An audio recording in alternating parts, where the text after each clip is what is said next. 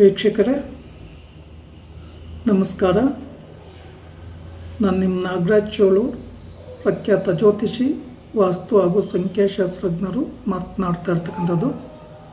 ವೀಕ್ಷಕರೇ, ಇವತ್ತಿನ ಸಂಚಿಕೆಯಲ್ಲಿ ಒಂದು ಜಾತಕದ ವಿಮರ್ಶೆಯ ಬಗ್ಗೆ ತಿಳಿಸ್ಕೊಡ್ತಾ ಇದ್ದೀನಿ. ಇವರು ದಾವಣಗೆರೆಯಿಂದ ಫೋನ್ ಕಾಲ್ ಮಾಡಿದ್ದಾರೆ. ಇವರ ಅಣ್ಣನಿಗೆ 2 ಸಲ ಎಂಗೇಜ್ಮೆಂಟ್ ಆಗಿ ಕ್ಯಾನ್ಸಲ್ ಆಗಿದೆ. ಯಾಕೆ ಹೀಗಾಯಿತು ಅಂತೇಳಿ ನನ್ನಲ್ಲಿ ಫೋನ್ ಕಾಲ್ ಮಾಡಿ ಕೇಳಿದ್ದಾರೆ. ಇವರ ಜಾತಕದ ವಿಮರ್ಶೆಯ ಬಗ್ಗೆ ನೋಡೋಣ. ಜನ್ಮ ದಿನಾಂಕ 15/11/1992, ಪುನರ್ವಸು ನಕ್ಷತ್ರ, ಮಿಥುನ ರಾಶಿ, ವೃಶ್ಚಿಕ ಲಗ್ನ. ಲಗ್ನದಲ್ಲಿ ರಾಹು ಬುಧ ಸ್ಥಿತರಾಗಿದ್ದಾರೆ. ಧನುಸ್ಸು ರಾಶಿಯಲ್ಲಿ ಶುಕ್ರ, ಮಕರ ರಾಶಿಯಲ್ಲಿ ಶನಿ ಭಗವಾನರು, ವೃಷಭ ರಾಶಿಯಲ್ಲಿ ಕೇತು, ಚಂದ್ರ ಮಿಥುನ ರಾಶಿಯಲ್ಲಿ ಕುಜ, ಕಟಕ ರಾಶಿಯಲ್ಲಿ ಗುರು, ಕನ್ಯಾ ರಾಶಿಯಲ್ಲಿ ರವಿ, ತುಲಾ ರಾಶಿಯಲ್ಲಿ ಸ್ಥಿತರಾಗಿದ್ದಾರೆ. ಇವರಿಗೆ ಜನ್ಮ ನಕ್ಷತ್ರದ ಹೆಸರನ್ನು ಇಟ್ಟಿಲ್ಲ. ಕರೀತಾ ಇರ್ತಕ್ಕಂಥ ಹೆಸರು ಕುಂಭರಾಶಿಯ ಹೆಸರು. ಕುಂಭರಾಶಿಗೆ ಗುರುಬಲ ಇರೋ ಕಾರಣ 2 ಸಲ ಮದುವೆ ಸೆಟ್ಟಾಗಿ ನಿಂತೋಗಿದೆ.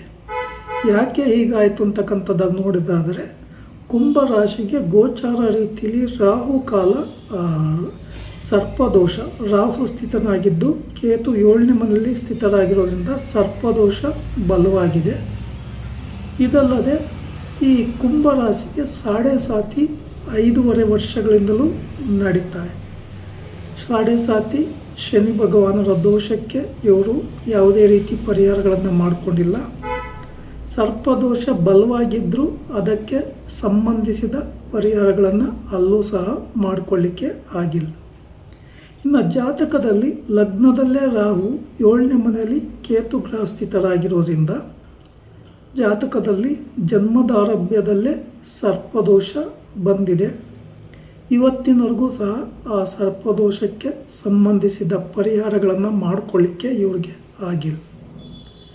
ಈಗ ಗೋಚಾರ ರೀತಿಯಲ್ಲಿ ಶುಕ್ರನನ್ನು, ವಿವಾಹಕಾರಕ ಶುಕ್ರನನ್ನು ಶನಿ ಭಗವಾನರು ಮೀನ ರಾಶಿಯಲ್ಲಿ ಸ್ಥಿತರಾಗಿ 10ನೇ ದೃಷ್ಟಿಯಿಂದ ಶುಕ್ರನನ್ನು ನೋಡ್ತಾ ಇರೋದ್ರಿಂದ ವಿವಾಹ ಕಾರ್ಯ ನಿಶ್ಚಯವಾದರೂ ಸಹ ವಿವಾಹ ಆಗಲಿಕ್ಕೆ ಬಿಡ್ತಾ ಇಲ್ಲ. ಇನ್ನು ಲಗ್ನಾತ್ 7ನೇ ಮನೆಯಲ್ಲಿ ಪಾಪಗ್ರಹ ಕೇತು ಹಾಗೂ 8ನೇ ಮನೆಯಲ್ಲಿ ಮಾಂಗಲ್ಯ ಸ್ಥಾನದಲ್ಲಿ ಕುಜ ಸ್ಥಿತನಾಗಿರೋದ್ರಿಂದ ಪಾಪ ಗ್ರಹಗಳ ಪ್ರಭಾವದಿಂದ ಇವರು ಮದುವೆ ಆಗೋಕ್ಕಾಗ್ತಾ ಇಲ್ಲ. ಇವರು ಮಾಡ್ಕೋಬೇಕಾದಂಥ ಪರಿಹಾರಗಳೇನು ಅಂತ ನೋಡೋದಾದರೆ, ಮೊದಲನೇದಾಗಿ ಶ್ರೀ ಕ್ಷೇತ್ರ ಕುಕ್ಕೆ ಸುಬ್ರಹ್ಮಣ್ಯದಲ್ಲಿ ಸರ್ಪ ಸಂಸ್ಕಾರ ಶಾಂತಿ ಹೋಮ, ಆಶ್ಲೇಷ ಬಲಿ, ನಾಗ ಪ್ರತಿಷ್ಠೆಯನ್ನು ಮಾಡಿಸ್ಬೇಕು.